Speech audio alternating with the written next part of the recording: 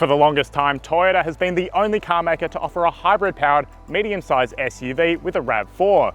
That is, until GWM introduced the H6 Hybrid in early 2022 to upset the Big T's monopoly on the market, and it's been stealing buyers away ever since, especially those who can't weather the Toyota wait time storm.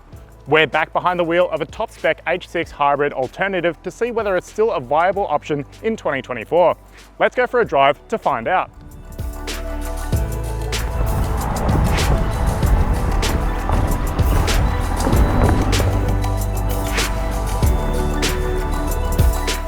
Where the regular petrol-powered H6 range is offered in Luxe, Premium and Ultra model grades, the hybrid variant is only offered in the latter two.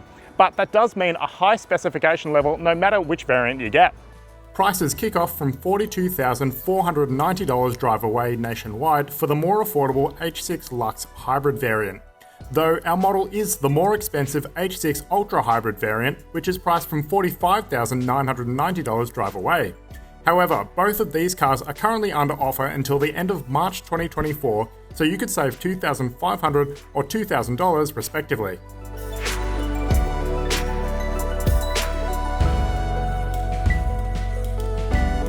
Reasons why you'd opt for the H6 Hybrid Ultra variant include the fact that it's fully laden with all kinds of equipment. This includes a panoramic sunroof, hands-free powered boot, a head-up display, heated steering wheel, wireless phone charging, heated and ventilated seats, and automated parking functionality. The H6 Hybrid is powered by a 1.5-litre 4-cylinder turbocharged petrol engine, which comes mated to a 130 kilowatt electric motor and a 1.8 kilowatt-hour battery. Combined power outputs of 179 kilowatts and 530 newton meters are sent through a 2-speed dedicated hybrid transmission to the front wheels. Importantly, GWM Haval quotes a fuel economy figure of 5.2 litres per 100 kilometres. That is the reason why you'll be opting for one of these opposed to its regular petrol stablemate. It is competitive with the Toyota RAV4 Hybrid, but whether the Haval can match its claim is another matter. Talking styling, up front it's got a big wide front spindle grille with sleek headlights set at either side, a set of 19-inch alloy wheels and lashings of chrome trim down the side because fancy. Now I think it results in a handsome SUV silhouette, but let me know what you think about the car in the comments below. At the back we've got a spaced out Haval script on the boot lid here, full width light bar and these funky brake lights up in the top that look kind of like a fighter jet. Now this spec also gets a powered rear tailgate, which we'll get into right now. Now you can see me beneath the boot lid here. I am 194 centimeters and I am a little bit encroached on space, but the important thing is this car has a 600-litre boot space and it doesn't lose out on space compared to its regular petrol H6 alternative. It does, however, lose out on a space-saver spare wheel. This car gets a tyre repair kit instead. If you do need more storage space, it does fold down in a 60/40 folding format to afford a full 1,485 litres of space. But that's enough, let's get inside the cabin.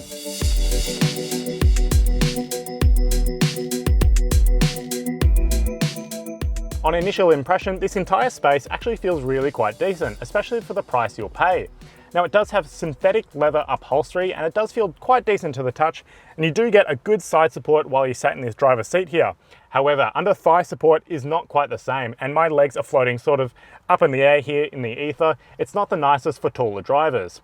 However, you do get a electric seat adjustment for adjusting and finding that right driving position, and you do get the same on the passenger side, though it doesn't offer the exact same range of movement and you're left sitting a little bit higher as a result.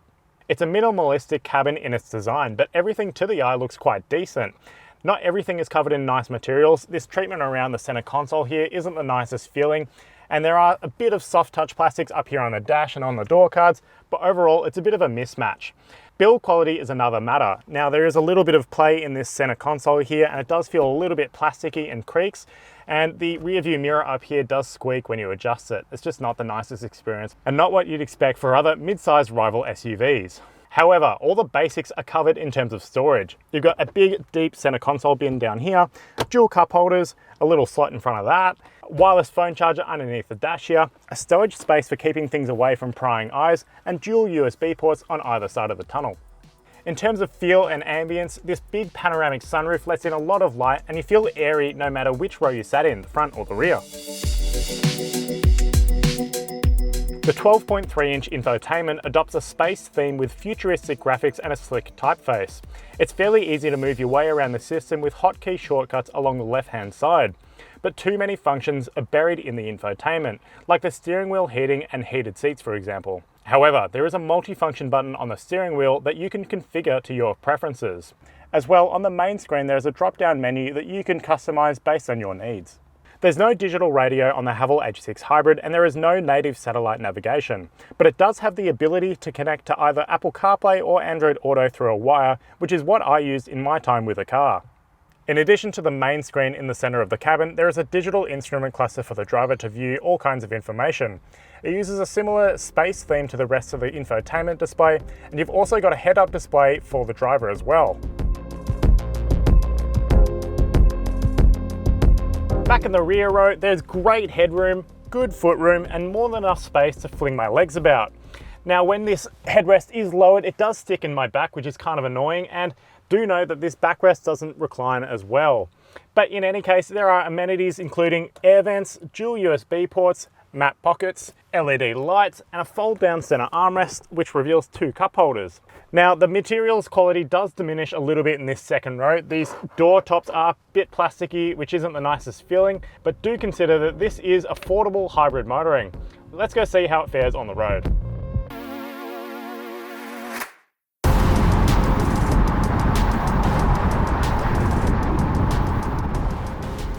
The Haval H6 Hybrid is obviously characterized by its hybrid powertrain. Now, it's a system that the car actually holds onto for a long time, so you'll pull away from a set of lights and it'll hold on to its electric driving power up until about 40 to 50, even 60 kilometers per hour in certain scenarios. I've just pulled away from a set of lights just before and I'm still driving on battery electric driving, and you can actually tell what it's doing in this digital instrument cluster down here. It shows exactly what the powertrain's doing at any given point, and you can see where the power is coming from at any given moment.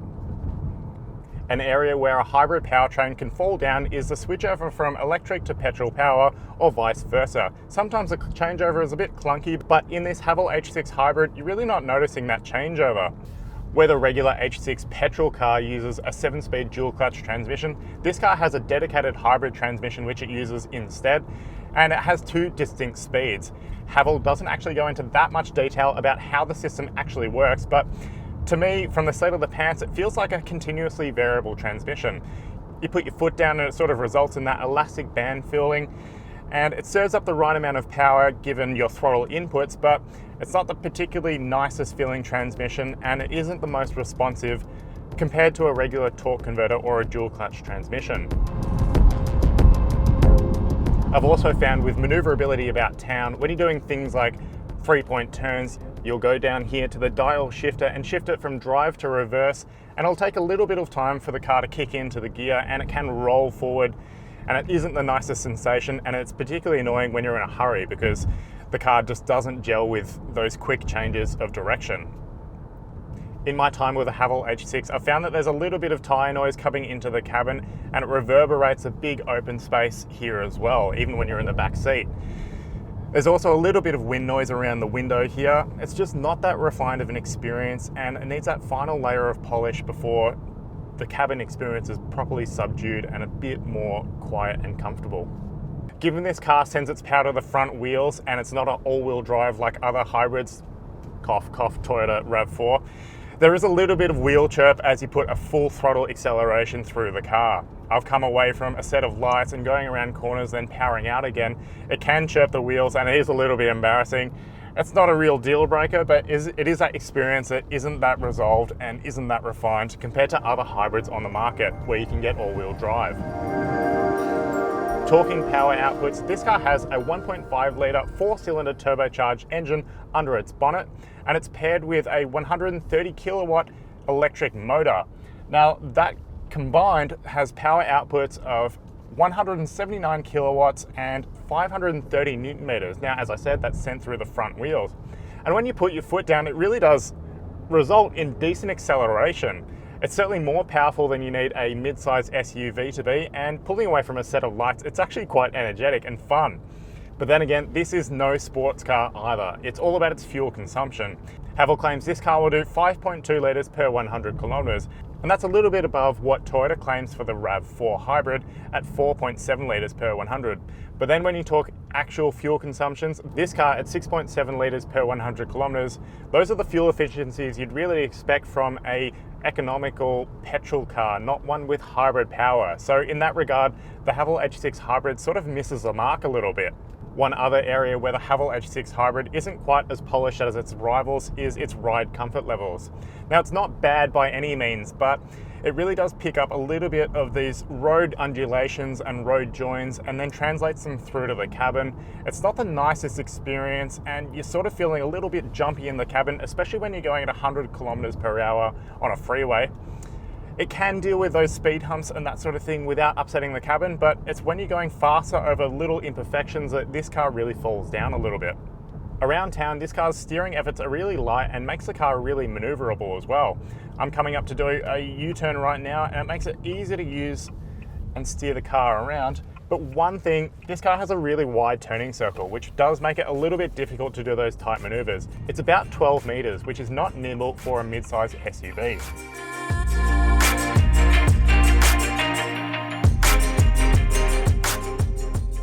One final thing I want to mention while on the move is the fact that this seat, while it does have good side support between the bolsters, there's not that much under thigh support. So when you are driving along, you're not really bucketed in the seat, and you can feel yourself shifting forward with braking and acceleration efforts. You're really not cupped into the seat like you would be in any other mid-size SUV. On the whole, the Haval H6 Hybrid's driving experience is really inoffensive, especially around town. But it really can't match its claim on fuel efficiency, and that's a whole reason why you'll buy a hybrid over a regular petrol alternative. It's also not the nicest when it comes to ride quality and those nicer refinements of having it be quiet and no wind noise or road noise. But for the price you pay, this is a pretty polished driving experience, even with those minor exceptions.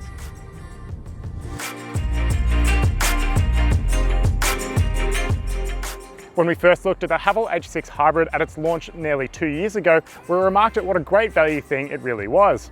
It looks good, it feels pretty decent, and it actually goes well too. But there are downsides. Even though this thing is more affordable than a Toyota RAV4 Hybrid, its fuel efficiency comes nothing close to the Toyota's real-world fuel economy. But that said, this is a really decent car in its own right. We just argue that it's better buying in the regular petrol H6 range. Now, if you've enjoyed this video or you've learned something interesting about the Haval H6 Hybrid, be sure to like it on YouTube and stay subscribed to get all of our content as it drops.